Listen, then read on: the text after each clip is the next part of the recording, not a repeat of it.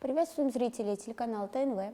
Сегодня мы берем интервью у народного артиста России и Татарстана, художественного руководителя театра Качалова и директора Александра Яковлевича Славутского. Добрый день. Добрый день. Хотелось бы начать диалог с такого вопроса. 11 сентября открывается 230-й театральный сезон в Качаловском театре. Чем он будет отличаться от сезонов прошлогодних? Он отличается принципиально, потому что в прошлых сезонах не было пандемии, не было коронавируса. А сейчас получилось, что после успешных гастролей во Франции, в Марселе мы приехали, и через 6 дней нас всех отлучили от родной сцены, лишили нас возможности общаться со зрителем. Основной нашей профессии – это диалогу со зрительным залом. Не со зла, а потому что так сложилась ситуация в мире во всем. Могли ли мы год назад предполагать, что такое может произойти с нами, со всей нашей театральной общественностью, с землей, с нашей... Видите, как вот мы не защищены от космоса совершенно. Боролись столько времени, и вот сейчас нам предстоит эта встреча. Она долгожданная, она крайне необходимая, потому что основа нашей профессии театра – это диалог, живой диалог между сценой и зрительным залом. Мы, конечно, очень волнуемся, и сколько бы ни пришло, как бы там ни была половинная рассадка, сколько ни будет, все равно это будет радость, все равно мы благодарны тем людям, которые придут к нам, которые любят нас, которые хотят нас видеть, которые хотят нас слышать, которые хотят увидеть то доброе, светлое, чистое, что мы хотим им предложить. Потому что я того глубоко убежден, что мир спасет красота, и мы строим, и я в частности строю театр радости. Вот мы были в Пекине на гастролях последних. Была у нас такой мастер-класс был, где я рассказывал, что театр радости нужен, никому не нужны какие-то там пакости и вытаскивать на свет Божий. Мы должны говорить о красоте, о любви, о добре. Это не значит, что это будут такие розовые все какие-то цветы. Это надо честно, открыто говорить. Но все равно мы все знаем, чем жизнь кончается. Мы знаем, как она быстротечна. Поэтому театр должен скрасить человеку пребывание на этой земле. Так мы считаем. Поэтому мы открываем вот этот 230-й сезон с надеждой на то, что будем работать, будем общаться. И открываем спектаклем «Безумный день» или «Женитьба Фигаро». Это тоже светлый спектакль. Спектакль о любви, о добре, с юмором. Потом ближайшая премьера театра – это «Бал воров». Илья Славутский сделал спектакль. Я очень рад, потому что вся эта молодежная группа сделала замечательный спектакль. Я его пришел, посмотрел. Я не вмешивался в этот спектакль. Рад, что они сами самостоятельно сделали серьезное произведение по очень сложной и непростой пьесе. Потому что до этого у меня было 2 попытки. Приезжали режиссеры, достаточно именитые режиссеры, которые бросали, отказывались и не знали, как это сделать. А Жан Ануй – это выдающийся драматург 20 века и классик наш. Пьеса у него такая запутанная, но она очень интересная. И вот Илья с ребятами, там и Диляра Мазбутовна помогала, мой помощник по литчасти, и Патраков Александр Михайлович, художник, и Гансбург, художник по свету из Санкт-Петербурга, сделали воистину красивый спектакль, и я рад этому очень. Для меня это даже больше, чем если бы я сделал хороший спектакль, потому что я сейчас как бы окружен молодежью, и я понимаю, что будущее за теми молодыми, которые сейчас со мной работают. И в музее у меня работает молодой сотрудник, и в пресс-службе, везде вокруг. И я стараюсь культивировать это сейчас, потому что мы же понимаем, что все движется, все уходит. Когда-то мои учителя все были еще, а сейчас уже я старше их, так сказать. Поэтому, пока есть силы, пока есть идеи, мысли, поэтому все прекрасно, будем работать. Значит, мы сейчас вот «Бал воров» выпускаем, я репетирую «Вас у Железного», это будут такие сцены семейной жизни. Тоже у нас Горького нет в репертуаре Алексея Максимовича пьесы. А пьеса мне показалась очень интересной, необычной. Пьеса опять тоже, она касается, в конце концов, я ведь все спектакли про себя делаю, поэтому такая о прожитой жизни, о том, что есть истина, о том, как защитить свою семью. Ну, для меня семья – это мой театр. Вот мы боролись сейчас за театр. Представляете, мы потеряли, театр во время этой пандемии потерял 26 миллионов. Вы понимаете, какие это деньги? А это деньги, на которые у нас был почти подписан контракт с Китаем, мы должны были в июле в Пекине работать. Но вот не сложилось, они все пишут, когда вы, с удовольствием поедем в Пекин, но только надо, чтобы это все кончилось, закончится, и мы поедем в Пекин и пригласим их.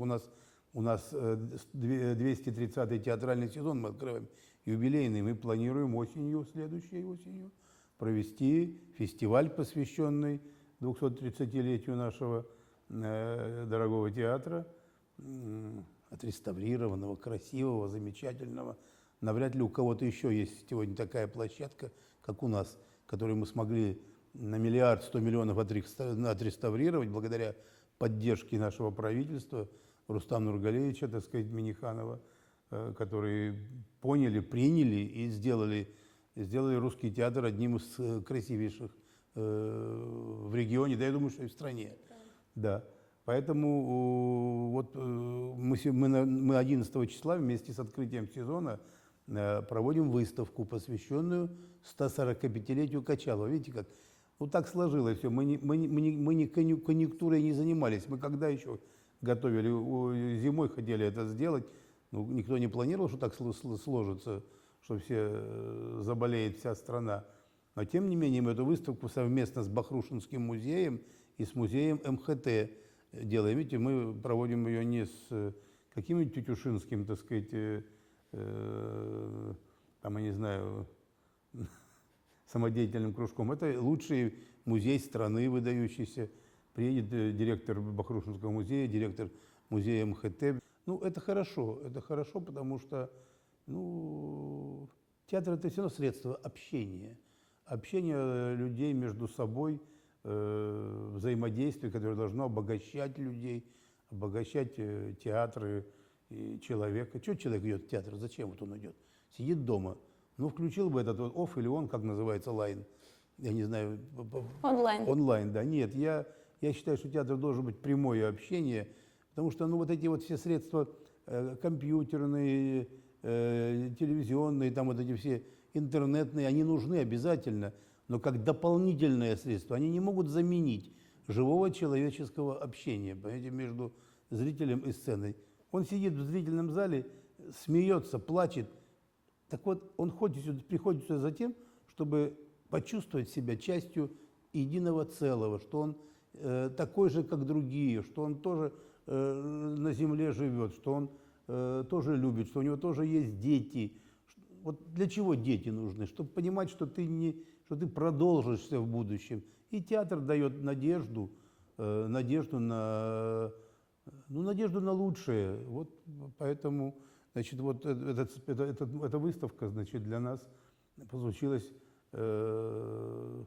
таким праздником. Надеемся, вот министр культуры должна приехать к нам, Ольга Борисовна.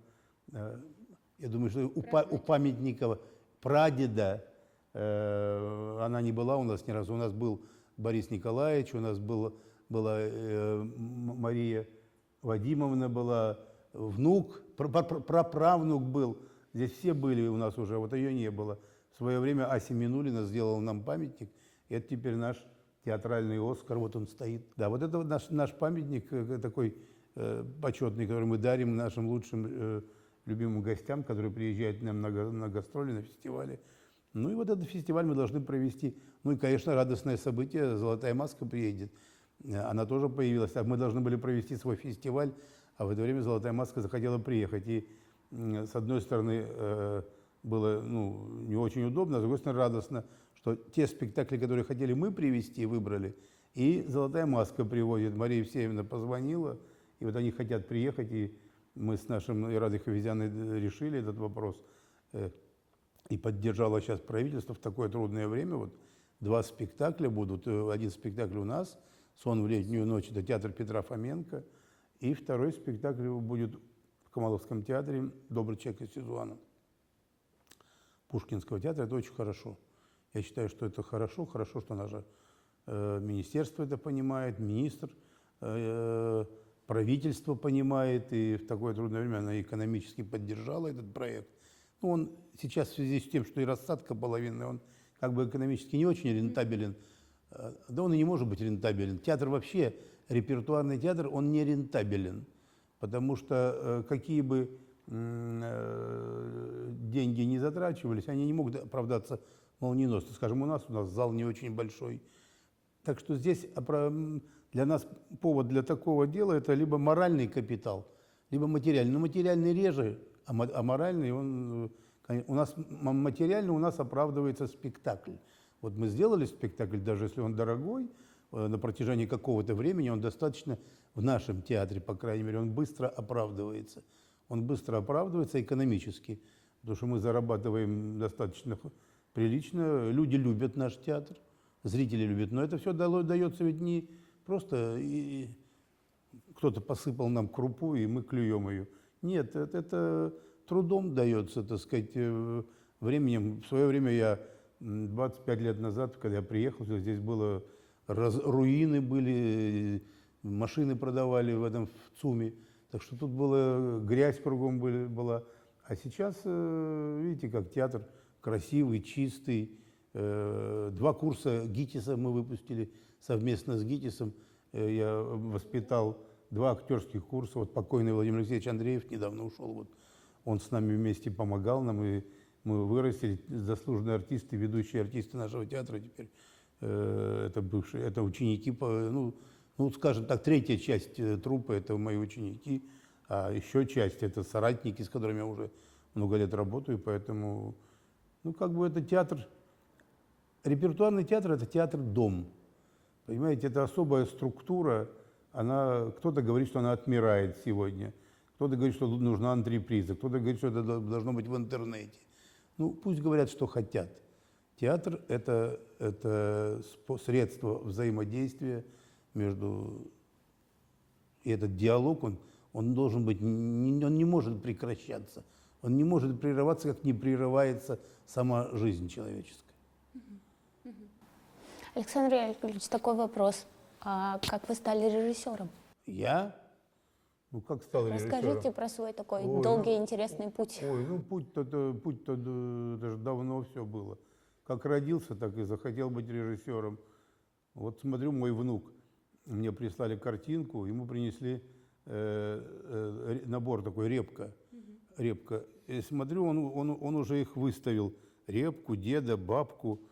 Все правильно. Я говорю, спрашиваю сына, это ты ему поставил? Он говорит, нет, это он сам выставил. Ему 2 года и 1 месяц. Понимаете, ну вот это уже, я ему написал, что это уже театр. Он говорит, да. Понимаете, как, ну это в генах, наверное, было, генетически заложено было. Хотелось мне это нравилось. Я достаточно рано, в 16 лет, пытался поступить в ГИТИС. Андрей Александрович меня не принял. Вернее, не принял, а просто я вылезал все время, читать хотел, он другого просил. Я обиделся, ушел. Потом, позднее, когда я у Андрея Александровича учился на высших режиссерских курсах, он мне как-то сказал, когда мы отмечали какой-то праздник, он говорит, а я помню, как вы ушли. Понимаете, все в жизни переплетается. Ну, как стал? Вот так и стал. Сначала закончил студию актерскую, работал артистом в Челябинском ТЮЗе, потом вот институт, Вахтанговское училище, Щукинское, учился у Бориса Евгеньевича Захавы, Эуфера, Ставской, хорошие педагоги. Потом Андрея Александровича Гончарова на высших режиссерских курсах. Ну, и я обязательно у всех брал что-то. Все учителя, как бы, они мне давали. У меня как бы нету одного конкретного. Меня от всех брал. Ласковая дитятка. Поэтому, понимаете, очень хорошо Юрий Петрович Любимов всегда говорил. Он говорил, никакого метода Станиславского нет. Есть метод выдающегося мастера. Никакой системы нет, он говорил. Есть метод, скажем, вот Станиславского, но Но каждый человек свой метод себе, когда режиссер становится состоятельным творчески, он уже работает так, как он работает. Вот мы за этим столом садимся сейчас. Раньше я вот там что-то волновался, боялся. Сейчас, если есть волнение, но тем не менее нету страха перед тем, как работать. Мы знаем, как работать. Мы садимся и работаем над драматургией сначала. Потому что любая пьеса, какую бы мы ни ставили, каждые 5 лет эстетика меняется театральная, поэтому она требует работы. Вот мы и «Фигаро» переписали пьесу, и переписали пьесу «Бег» Булгакова. Это хорошие пьесы все. И «Дракона» переписали, заново написали. Сейчас мы «Васу Железнову» пишем, а ребята работали молодые, «Болваров» по существу заново создали, так сказать, потому что там такая запутанная пьеса.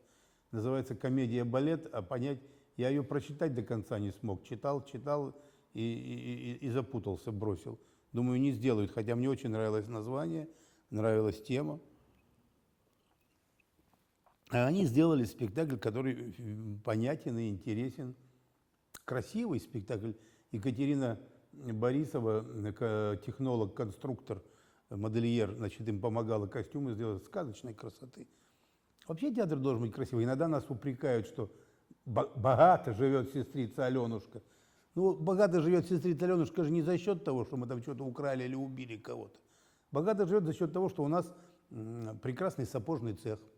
У меня люди шьют обувь, замечательную обувь эти делают для спектакля. У нас костюмерный цех замечательный. У меня слесарно-сварочный цех может сварить самолет. Сварили этот, как он, большой, так сказать, дирижабль вот для спектакля. Для дракона. Да, для дракона. Понимаете, у нас могут сделать в театре, мы можем сделать в театре почти все. Мы можем себе позволить купить для спектакля не из газеты цилиндр, а настоящий цилиндр. Лучше шведских цилиндров нам делают. У нас друзья в Санкт-Петербурге нам помогают. Понимаете, ну, опять скажу, Славутский расхвастался.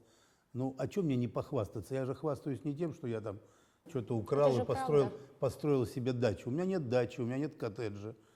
У меня есть машина, но она, по-моему, в гараже стоит уже много лет. Мне некогда ездить на ней. Вот. Ну, вот я доволен. А чем мне не радоваться? У меня есть молодежная труппа, у меня есть сын талантливый с моей точки зрения, у меня есть внук Александр Славутский. Ну, чем мне не радоваться? Вот дождаться бы, чтобы когда он в школу пойдет, когда он может поставить первый спектакль, был бы счастлив, если удалось бы вот, продлить жизнь и свою работу. Поэтому вот дай Бог, чтобы было так. У меня есть коллеги, друзья, которые, мне кажется, меня любят. Это очень важно.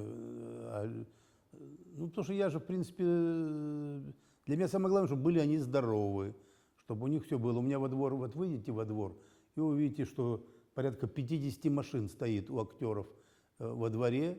Значит, раз актеры себе могут, работники театра, позволить это купить, там, ну, я не знаю, там, в ипотеку, не в ипотеку, как угодно, ну, значит, мы живы, значит, мы эту пандемию чертову, мы ее переживем. Вот начали продавать билеты, уже люди билеты не сдавали, понимаете, на спектакль. Я им в низко в пояс хочу поклониться. Им, врачам, которые жертвенно работали в это время. Это ужасно ведь, то, что происходило. Мне удалось посмотреть, как они трудятся. Это правильно, Путин зарплаты поднимает. Надо это делать, обязательно это надо делать.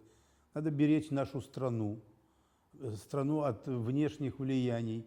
Мы никогда не добьемся понимания, я думаю, что с Западом торговать можно, взаимодействовать можно. Никакой любви не будет к нам никогда. Есть такая повесть у Олеши «Зависть».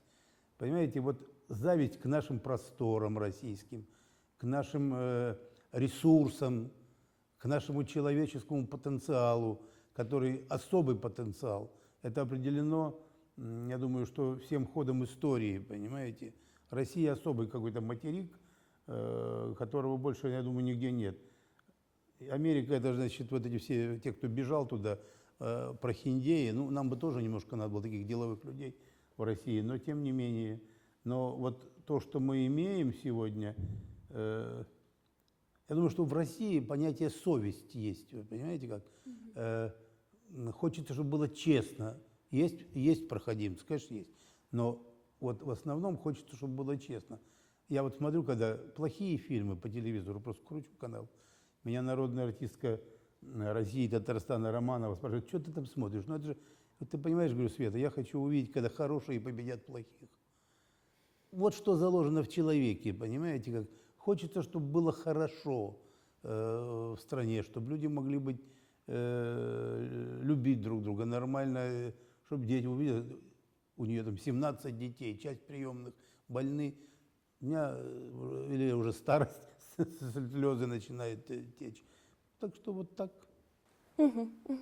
Как вы уже сами сказали, вы 25 лет в театре, Ну, 26-й больше уже, год. 26 уже, наверное, да.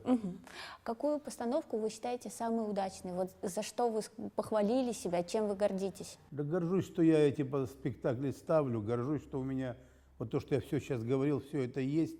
Горжусь тем, что вот иду по фойе, перерыв объявил, вышел, говорю, блин, какое красивое фойе. Я поминаю, когда я пришел, штукатурка падала, отваливалась, так сказать, все это дело рассыпалось, и мы решали, при каком количестве людей начнем спектакль. 25 или там 35 человек. А сейчас мы работаем с достаточно высокими показателями. А спектакли все, ну как, я люблю все спектакли. Я люблю «Пиковую даму» нашу, придуманный спектакль. Люблю «Фигаро», люблю «Плутни Скопена», любил очень спектакль. Придуманные спектакли, где есть какая-то концепция. Наш же театр ведь тоже, это же не бытовой театр. Я все равно все спектакли, какие у нас идут, я в принципе делаю про себя, про свою жизнь. Я же не могу делать про кого-то. Я делаю про то, чего я делаю, чего я знаю. А я знаю свою жизнь. А моя жизнь, это, в принципе, она адекватна жизни любого человека. Мы когда приезжаем, Франция принимает так же, Турция принимает так же, Болгария принимает так же, Македония принимает так же, Германия принимает так же, реагируют, кричат «Браво!». Пекин, «Пиковую даму», они называют «пусити». Значит, они хотели, приехали, посмотрели «Раковые яйца» Булгакова. Потом он говорит, немножко такой антисоциалистический. Я говорю, ну не антисоциалистический, ну немножко. Они говорят, нет, мы не можем. У них решает вопрос гастролей там секретарь парторганизации. Вот, поэтому они «Пиковую даму» выбрали. А сейчас мы хотели везти туда «Фигаро». Ну вот не случилось. Ну, главное, что нам повезло. Мы нигде не заплатили пока лишних денег, не потратили лишнего. Ну вот до последнего сейчас держимся. Но уже пошли продажи, и у нас есть надежда, что мы выкручиваемся. Мы, в принципе, платили все время премии людям. Ведь большая часть, 40% наших оплат артистам и работникам театра, это внебюджетные деньги. Вот то, что мы зарабатываем.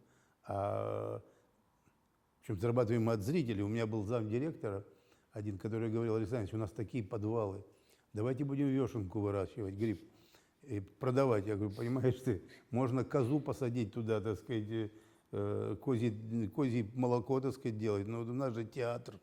Поэтому мы зарабатываем зрителями, тем своей основной профессией, своим основным предназначением. Поэтому нам не стыдно. Скажите, пожалуйста, кто был для вас эталоном на пути становления? На пути становления в профессии? Да.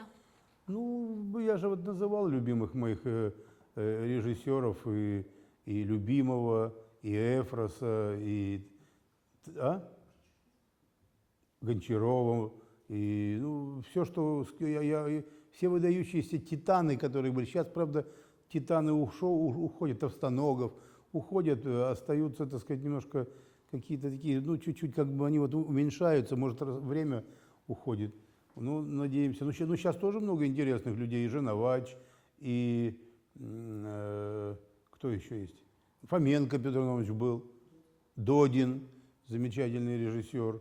Ну, есть люди и сегодня, артисты прекрасные, там, Меньшиков, Машков, Миронов. Ну, это актеры в большей степени. Но сейчас актеры решили, что они могут без режиссеров работать, я думаю, что это неправильно. Это не конструктивный вариант. Артист, он устроен, как бы, так сказать, он со стороны как бы не очень себя видит. Ему он вышел на площадку, и все, как та ворона. У нас вот во дворе ходит ворона, которая меня все время караулит. Я на нее махнул рукой, она теперь меня все время подкарауливает. Она выйдет в центр двора, и она считает, что она самая главная здесь ворона. Я говорю: Анвар, осторожней, не наедь на нее, водителю своему. Что, смотри, мы наедем, раздавим, но она считает, что она самая главная. Иногда подбегает и клевать начинает в эту машину. Вот, понимаете, вот артист, он этого как бы не очень замечает. Он со стороны себя не видит. Режиссер нужен для того, чтобы организовать пространство. Это стиль, вкус, чувство меры, ритм. Ну, это вот другая профессия немножко. И тот режиссер, театр, который был, они тут, так сказать, с тем, что вот свобода пришла, они решили разрушить и объяснять это тем, что они свободны. Ну вот Ефремов свободен сейчас. Вот он свободен, он может делать, он может нести, что попало, он может делать. Какой бы Олег Николаевич ни был, тоже был человек пьющий. Замечательный артист, выдающийся, но он никогда до такой степени не мог, чтобы так увидеть Ефремова. Я видел его и не очень трезвого, но никогда Олег Николаевич такого не мог позволить, то, чего позволяет себе Миша. Понимаете? Ну, он будет сейчас жить нормально, там начальник этой, куда его сейчас забрали, говорит, что нам такие люди нужны. Вот он уже пьесу будет читать сейчас людям. Вот, поэтому просвещать людей там. Но лучше бы он и в спектакле играл, это было бы конструктивно.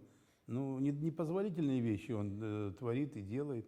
Ну, так вот воспитывался он тоже, видите, как вот семья, поразительная семья, и Покровский дед, выдающийся режиссер, и Олег Николаевич отец, и Покровская какая мать потрясающая.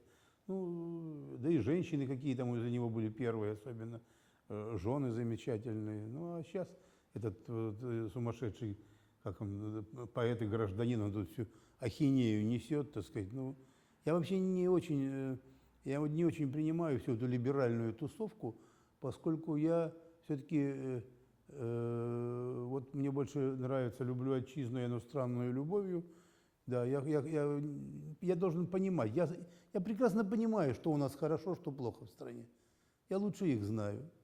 Но это моя земля, это моя родина, это мой дом. Поэтому для меня это вещи, ну, как бы сказать, ну, святые. Это не значит, что я должен обольщаться и всему радоваться. Мне говорят: вот вы там депутат, вот вы сидите там, вот что вы там решаете? Да решаем то, что можем, решаем. Это не так просто, это кажется, что все просто. Кажется, что все просто. Попробуй в такой стране с такими просторами решить, где то пожар, то огонь. Я вообще поражаюсь. Когда назначили Путина, когда Путин стал президентом, ну, думаю, как-то все это, ну, что Путин? Вот Собчак, да, харизматичный. Вы понимаете, вот то, что Путин обладает таким прошлым, обладает волей, обладает умением держать этот удар, это такое счастье великое. Я помню, как Ельцин под крылом самолета опражнялся, а Билл Клинтон обхахатывался, как над дурачком. Ну, нехорошо это. Это такая страна наша, я не знаю, мне было стыдно. А сейчас я не могу, я горжусь этим. Я когда Минниханова вижу, проводится совещание, где-нибудь там сидит рядом, где-то рядом с Путиным разговаривает Минниханов, или сидит на совещании, мне, так сказать, так как бы распирает меня чувство гордости, или Ментимир Шарипович, так сказать, там орден получал, или еще что-то. Для меня это, ну, это мое, понимаете, я горжусь этим. Я горжусь этим. А Татарстан, он ведь особый регион. Я-то считаю, что земля, где любят свой народ, и другой народ будет жить достойно. Вот показатель наш театр. Первый театр реконструировали русский театр. Рустам Нургалиевич, мы поговорили с ним 1,5 часа, что ли. И первый грант 100 миллионов нам вручил премьер-министр, был у нас, я забыл, как зовут, да, принес нам на юбилей театра.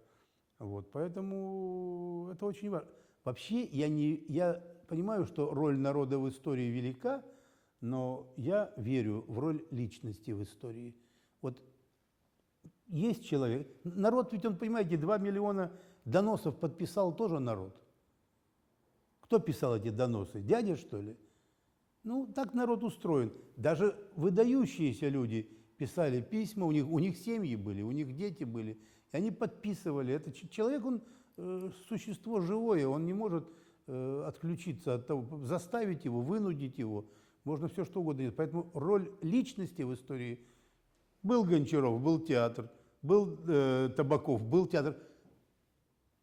Больше антрепризный театр Олег Павлович Табаков был. Сейчас пришел Женовач, там кто-то пишет опять: Женовач не Табаков. Конечно, не Табаков. Какой он Табаков? Он Женовач. Для него главная художественная идея. У Табакова был главное – это успех, любой ценой успех. Поэтому эти все вот актеры, которые из «Ментов», отовсюду он набирал, приезжали, и успех любой ценой. Ну, это другой театр. Мы строим театр. Я считаю, что у нас, мы не можем иметь таких артистов, скажем, как в Москве, но мы должны это сделать ансамблем, коллективом. А спектакль – это, значит, вот изобразительная структура. У меня талантливый художник Александр Михайлович Патраков. У нас вот цеха хороший. Поэтому должны сделать красивый спектакль. Актеры должны работать как в едином ключе. Они и работают у меня как заведенная машина, должна быть удачно работать. Зрителю должно это нравиться. А плакать пускай плачет. Когда человек плачет, ему это тоже нравится. Он хочет поплакать, хочет переживать. Если зритель в зале не смеется и не плачет, на какой хрен сюда приходит? Пусть сидит дома, сходит в туалет, потом вернется, дальше досмотрит. Ну, он же прется сюда, машину заводит, одевает костюм, приезжает. И пандемии не боится. Ну, это же значит, что-то есть завлекательное в том, что мы делаем. И мы не петрушки совсем. Брехт, Фриш, Дюренмат, они правильную вещь говорили: поучая, развлекай, или развлекая, поучай. Это для меня навсегда. Я один из первых своих спектаклей в молодежном театре в Челябинске делал «Бедерман и поджигатель», вот Фриша я зачитывал. Я вот, для меня это руководство как бы к действию. Я считаю, что это правильная вещь. Андрей Александрович Гончаров такой же театр. Я вот у него смотрел, он любил красивый, яркий, сочный, темпераментный театр. Вот это самое главное, чтобы в театре не было скучно. Поэтому театр Ленком, где Захаров делал театр, для меня интересен был. Он яркий был, он был живой. Живой театр есть и неживой театр. Вот и все. Для меня это показательно. Ваша постановка, вот последняя, «Шварц и дракон», на ваш взгляд, правильно ли ее восприняла публика? А я не знаю, как публика восприняла. Я считаю, что мы правильный спектакль сделали. Для меня было очень важно сделать спектакль о том, о чем я сейчас вам говорил. Не очень презентабельной роли народа, понимаете, который при всех режимах голосует «за», кричит да. Очень актуально. Да, для меня было важно выделить народ. И мы толпу этот народ, мы его прописали с Дилярой, мы выбрали из других пьес фразы. Садовник, ему говорит: садовник, вы кричали «Ура!» при этому дракону, а он посадил вашего сына. Он говорит: а что я должен был делать? Кричал, да, но мне нужно было закончить опыты. Понимаете, он там цветы выращивает, которые кричат «Ура!» президенту, так сказать. Ну, понимаете, если бы люди были в состоянии... Вся соль в том, что человек не в состоянии, он в состоянии оценивать, но не в состоянии оценить все. Ну вот посмотрите, вот сейчас в Белоруссии вот эти протесты. Удивительная вещь. Приходят, встают на скамеечке, снимают туфельки на носках, покричали, пошли. Ну, проплаченные протесты, проплаченные. Подарок Лукашенко? Конечно, не подарок. Ну, конечно, не подарок. Когда он говорит в интервью, я вижу, где он врет, где он хитрит. Это все понятно. Не бог весть какая легкая профессия, понимаете. Что бы он ни делал, все равно скажут, что украл, утащил. Это же естественно. Вот видите, у меня кабинет, у меня нету приемной. Приемная рядом, а здесь дверь открыта всегда. Любой человек может зайти сюда в кабинет. Это не случайно. Вот я так считаю, что ну, пусть будет, пусть заходят. Часто бывает, идут много, у меня голова начинает крутить. Но открыто должно быть все. Но это очень трудно, поэтому последний мой спектакль «Дракон» вот об этом, о том, что народ и власть. Народ и власть. Хотя спектакль сделан в жанре, в общем, я бы даже сказал, ближе. Я не написал мюзикл, мы написали пьесу с музыкой. Фантастическая история, да? Ну, потому что она фантастическая, действительно, история. Драконов-то нет. Но вот драконы убиты, а все продолжается. Все продолжается. А борьба эта продолжается. Что творится в Америке? Вот они на нас все время наезжают, вы же видите. Ну, а если бы у нас вот такой был, как у них, нас бы уже разорвали на части.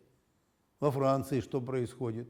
Ну, весь мир построен на конфликтах, на борьбе, на все эти религиозные конфликты. Все. И вообще у нас идеальный регион. Посмотрите, у нас и религиозные конфессии живут достаточно мирно и понимают друг друга. Это же очень важно. Это очень важно. И потом регион третий по инвестициям, по всему. Я не везде бываю, но я вообще иногда изумляюсь. Там возле меня там IT-парк дома, возле дома. Захожу, смотрю, какие вещи происходят. Нет, это действительно... Я ведь попал случайно в Татарстан. Я работал в Ростове-на-Дону, это большой российский город. Вот, так случилось, что я ушел из этого города. Как бы, ну, не очень планировалось все. А потом здесь в театре никого не было. Здесь была коллегия, еще какая-то ерунда. И артист Коршок, ему друзья написали, что вот ушел Славутский из театра свободный. А Григорий Михайлович здесь директор был, которого артисты доконали, он уже замучен был. Он говорит, а про меня были легенды, что я, как он называется, деспот или что-то такое. Ну, не очень я мягкий человек, конечно. Вот, это я сейчас к старости стал помягче. Вот, он говорит, я вам приглашу, пусть он вам бошки, говорит, он подзаикивался, бошки поотворачивает, понимаете как? Вот он все рассчитывал, что я бошки поотворачиваю артистам. Ну, отворачивать мне бошки не пришлось, пришлось просто много работать. Ну, вот мы вместе работаем с коллективом театра, и как бы, ну, сегодня у меня как бы не возникает никаких, ну, непониманий между мною и коллективом. И дай бог, чтобы так дальше было, насколько хватит сил. Главное, молодежь, чтобы выросла. Расскажите, пожалуйста, как вам в голову приходят вот необычные постановочные решения, даже вот говоря о спектакле «Дракон»? Необычные? Ну, как приходит в голову? Ну, вот приходит в голову. Ну, вот пришло в голову, что обычно дракона ставят там, ободранные, забитые, кнут щелкает. Я даже где-то видел, там на мотоциклах гоняют их этих. Они бедные, запуганные люди. А я подумал, что, ну, где ты видела здесь таких людей у нас вокруг? Все вроде цивильные люди. Поэтому мы взяли и придумали красивый город, такой монохромный, сделали маккуиновские костюмы, взяли за, ну, как бы за основу одежды. Красиво все, все чисто, да. Внутри не свободно, да, а сверху все замечательно. И поэтому мы сделали такой модный, красивый город. Таким хорошо живется. Ну что такое одного человека в год они отдают, одну девушку? Ну, дракон забирает одну девушку раз в год. Ну, вот тебя бы забрали, у тебя была бы какая-нибудь сестра осталась. Ну, ничего страшного, одного человека меньше. Ну, так зато все счастливы.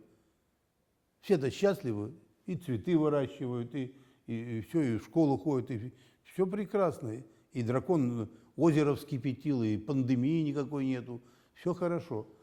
Поэтому, ну, меня подталкивает к этому моя жизнь, которая вокруг меня. Я ведь опираюсь на то, что вокруг меня есть. Это же все не сказки, это сказка называется сказка. А в принципе это все реальность, наша нормальная человеческая реальность.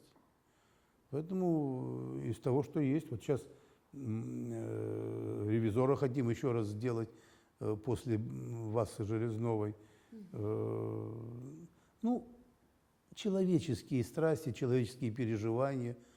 Конечно, сейчас вот меня волнует смысл того, для чего человек родился, как прожить жизнь, что после себя оставить. Вот это все меня интересует, то, что интересует простого любого человека. Вы довольны в итоге образом, который получился? Я имею в виду вот образ дракона. Ну, конечно, красивый спектакль. Вот тут на днях была Эстетически очень на красиво. днях была репетиция, мы же 4 месяца не работали, были как в изоляции, как Михаил Ефремов в домашнем заключении. Вот. Поэтому я посмотрел, мы репетировали, там сделали вводы, замены. Ну, красивый спектакль, красивый и вызывает какие-то мысли, и в чем-то даже и смешно, и грустно. Ну, вообще спектакль нормальный, он должен быть неоднозначный. Это не значит, что только хохочет человек или только плачет. Нормальный спектакль это тогда, когда он такой синтез жанров, так сказать, и смешно, и грустно, и думаешь, как же так получается, почему же так вот происходит. Вот это, ведь, понимаете, я вот недавно смотрел Кургинян, он талантливый человек, интересный этот и философ, и все. Ну ведь он же правильно говорит, они нас не будут никогда любить. Успешных людей не любят. Вот что хотят от Никиты Михалкова все время? Вот такой Растякой все время, ну, зависть. Красивый, талантливый, профессиональный человек. Вот не нравится он многим, понимаете? У нас в России любят убогих. Вот так сложилось исторически. Понимаете, вот юродивые, вот пьяный будет лежать в метро, его подберут, посмотрят, сопли вытрут ему, так сказать, что миленький мой, что ж ты? А человек будет умирать, скажет, а, пьяный, наверное. Понимаете, вот, ну так устроена жизнь, черт тебя знает. Человек это ведь, Чехов же писал, плохой, хороший человек. Человек не может быть однозначный. Поэтому мы особая какая-то профессия. Ну, потом в христианской религии тоже вот этих юродивых, которые просят там, чтобы им подавали там милостыню, все это все есть. Поэтому вот так. Александр Яковлевич, такой вопрос. Если бы вы играли в спектакле «Дракон», какую бы роль вы хотели исполнить? Какая вам близка по духу? Да не, как вам сказать, с моей точки зрения, Ланселот – это я. Бургомистр – это я, дракон – это тоже я, понимаете? Тут это все есть в каждом человеке, потому что Ланселот тоже хочет изменить мир. Я тоже хочу изменить мир. С другой стороны, я понимаю, что изменить мир я не смогу. И Ланселот тоже обладает своими максималистскими качествами, он хочет сделать мир по своему образу и подобию. Ну, я тоже хочу строить театр, но я тоже понимаю, что это тоже насилие, потому что люди не могут быть мною, они же не мои клоны. Поэтому у каждого есть свой взгляд на жизнь, у каждого есть свой темперамент, свои любви, свои представления о жизни. Мне даже самое это страшное бывает, кто предает? Ученики. Ну, я их воспитываю, но они все равно, их же все равно не перевоспитаешь, они все равно живут по-своему, они все равно бывают другие. Ну, все приходит же поздно. Вот у меня внук родился, смотрю, сын меняется, характер меняется, все меняется в нем. Понимаете, как, и смотрю, повторяются все мои черты. Понимаете, это же так устроено все в жизни. Александр Яковлевич, вот по статистике только 8% жителей российских городов ходят в театры. Вот как вы считаете, что нужно сделать, чтобы больше людей приобщить? А ничего не надо делать. Надо ставить талантливые спектакли, надо не врать, надо не воровать, надо стараться быть... Ну вот что такое честный? Вот я, например, так устроен, что я, например, ничего не умею скрывать. Вот что бы только ни появилось, мне все знают уже, мои помощники, все, что мне лучше не говорить тайны, я не умею хранить тайну. Что бы ни возникло, я тут же всем расскажу. У нас тут же все знают через 20 минут все. Я не скрываю. Пригласили, вот позвонила вчера или позавчера министр культуры Екатеринбурга на гастроли. Я тут же рассказал все. А она, оказывается, она хитрая, она была на гастролях в Сочи и вспомнила кусок из наших роковых яиц и спела мне. Я говорю, ну что, ну все, я растаял, так сказать. Поэтому я не умею скрывать тайны не потому, что я болтун такой, а Потому что я вот искренне, опять из того, что я вам говорил, хочется, чтобы все было хорошо, хочется, чтобы все было красиво. Вот Ступка Богдан Сильвестрович, вон висим, мы с ним, мы в Киеве были. Как на гастролях в Киеве нас принимали. Вот что бы мне ни говорили сейчас про Украину, как у нас в Киеве принимали, зал был битком, пиковую даму, как они смотрели, как они аплодировали нам. Но уже тогда, 11 лет назад, я открыл буклетик из гостиницы. Мне жена показала сейчас, я просто тогда не обратил внимания. Там написано, что мы оккупировали Украину. Куда смотрели мы тогда? Конечно, мы тоже виноваты в этом. Россия тоже, вот безалаберность есть такая. Поэтому хочется большей жесткости, большей хитрости, что ли, чтобы мы понимали, что наши институции надо защищать, наши достижения надо защищать, то, чем мы обладаем. Ну что ж, мы не видели, что творилось тогда в Украине, что они, как они думают, эти лесные братья. Вот так. Александр Яковлевич, спасибо вам большое за интервью. У нас закончились вопросы. Спасибо, все что вопросы выделили нам кончились. выбор. Я хочу вам пожелать вашему каналу, который я люблю. Мы с Ильшатом Юнусовичем сидим рядом в одной комиссии, и он молодец большой, потому что я вижу, как он работает, как он старается, какая у него энергетика, он неравнодушный человек. Мне очень нравится, что он никогда мимо ничего не пропустит. Он всегда... Вот есть люди, которые пытаются даже у нас в Госсовете на национальной какой-то штуке очки зарабатывать. Вот Аминов этого не делает. Он действительно искренне беспокоится о национальном языке, о культуре, о достижениях своего народа. Вот это очень важно.